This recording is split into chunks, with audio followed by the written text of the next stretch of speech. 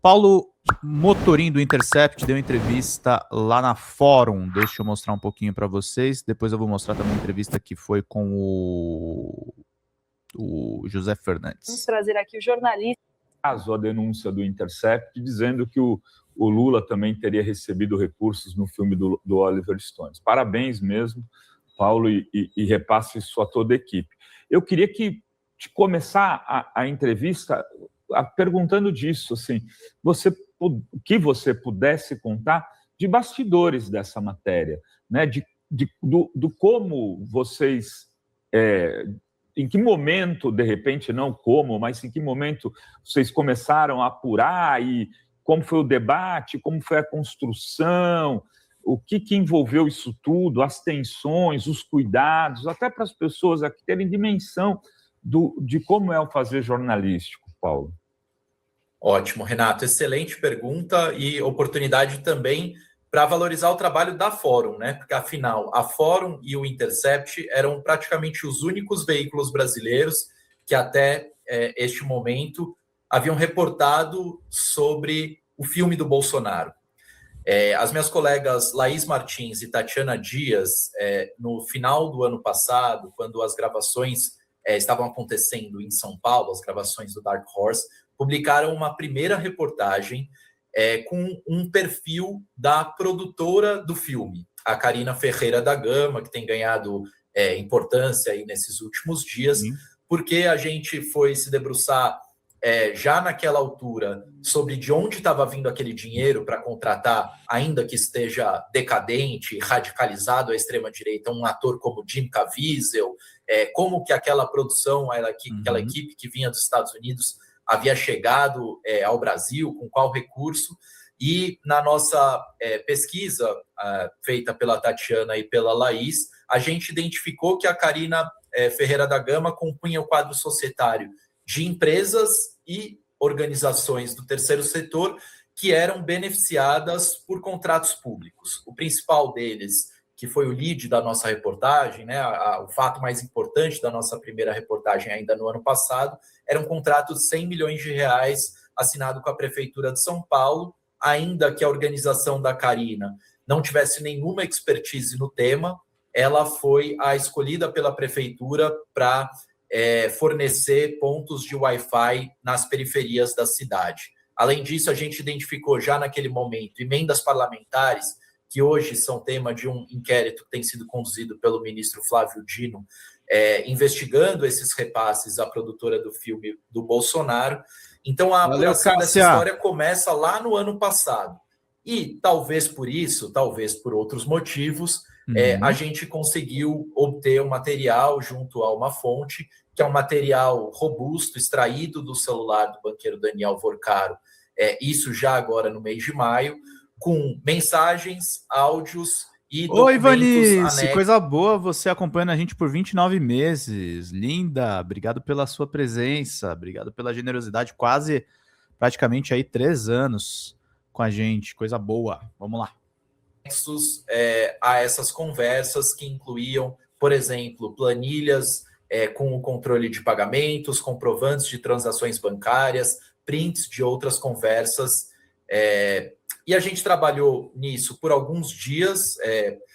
A gente está evitando precisar o tempo que levou para confirmar, porque a gente sabe que qualquer microinformação que detalhe esse processo pode ajudar a identificar a nossa fonte. E esse trabalho existe sim pelo trabalho do Intercept, pelo esforço do Intercept, mas também pela coragem de fontes que quebram o silêncio, que se arriscam e colocam muita coisa em jogo para fazer com que a sociedade tenha esse tipo de informação.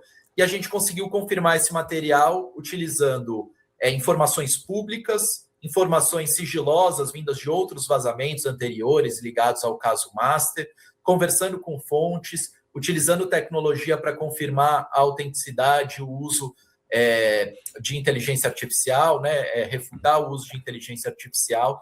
Então foram vários dias e noites mal dormidas, várias delas não dormidas, para a gente ter a certeza de que aquele material é autêntico e que culmina no dia 13 de maio de 2026, há exato uma semana, quando a gente chegou a conclusão que aquele material era autêntico e teve a tranquilidade de publicá-lo. Procuramos o senador pelas vias institucionais, né, o senador Flávio Bolsonaro pelo e-mail, por telefone, por mensagem de texto, e apostou também numa estratégia que eu acho que foi muito bem sucedida, de se arriscar perante todos os nossos colegas de imprensa aqui em Brasília e mandar um repórter para que fizesse a pergunta diretamente ao senador Flávio Bolsonaro. Lembrando que aquele quebra-queixo, né, como a gente costuma chamar no jornalismo, aquele momento em que todos os repórteres ali estão se acotovelando para conseguir fazer uma pergunta ao senador, não é um momento exclusivo, né, do Intercept. O nosso repórter que a gente enviou à Marquise do Supremo Tribunal Federal, Thales Alcântara, relatou para a gente, olha, eu não vou conseguir tirar o senador Flávio Bolsonaro de canto e fazer essa pergunta sem que nenhum colega saiba. E a gente resolveu tomar o risco, porque imaginou, em primeiro lugar, a negativa e também porque já estava preparado com o dedinho já no publicar, para caso ele admitisse, a gente fosse, de fato, o primeiro veículo a publicar essa história. Como ele negou, acho que a história só se fortaleceu, porque a gente tinha já a certeza do material, publicou mesmo assim, e poucas horas depois ele teve que se desmentir. E desde então, eles estão tendo que se desmentir subsequentemente, afinal, o material não está todo naquela primeira reportagem, né? A gente segue trabalhando nesse material, e mais do que isso, Rovai, Dri e Carlito, a gente tem recebido dezenas e dezenas de mensagens, documentos, mais informações sobre o filme, sobre a relação da família Bolsonaro com o Banco Master e o Daniel Vorcaro, e esses novos vazamentos, inclusive, já integram as novas reportagens que a gente tem publicado, né? Então, tem materiais que a gente publicou, por exemplo, o Eduardo Bolsonaro tendo acesso ao dinheiro do fundo que recebeu o dinheiro do Daniel Vorcaro lá nos Estados Unidos.